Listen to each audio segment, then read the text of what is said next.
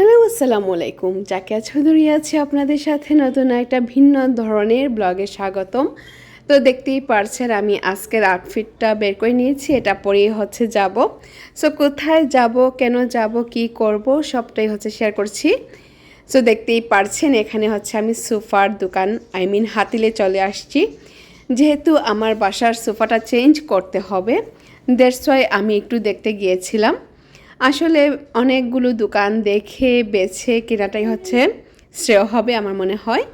তার জন্য হচ্ছে সোফাগুলো আমি দেখতে গিয়েছিলাম। এক একটা সোফা এক এক ধরনের সুন্দর এবং এক এক ধরনের প্রাইস, অনেক হাই প্রাইস। আমি বলবো হাতিলে জিনিসগুলো যেহেতু ভালো, প্রাইসটা একটু হাই হবে। সো দেখতেই পারছেন অনেক সুন্দর সুন্দর কালেকশন। সো আমি কি কিনবো, কি আমি অর্ডার করে বানাবো, সেটাই হচ্ছে আপনাদের সাথে শেয়ার করব অন্য একটা ব্লগে। এরই ফাঁকে আমি আপনাদের ভাইকে দেখিয়ে দিলাম, উনি বসে দেখছেন এটা কমফোর্টেবল কিনা।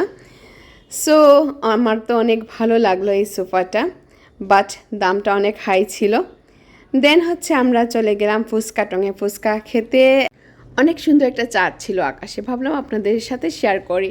তো ফুচকাটঙের মেনুটা আমি আপনাদের সাথে শেয়ার করছি। এখানের ফুচকা অনেক ইয়াম্মি, যারা সিলেটের আছেন তারা অনেকেই হচ্ছে খেয়ে থাকবেন আই হোপ। আর দেখতে অনেক সুন্দর লাগছিল, আলহামদুলিল্লাহ খেতে তো সেই টেস্ট ছিল।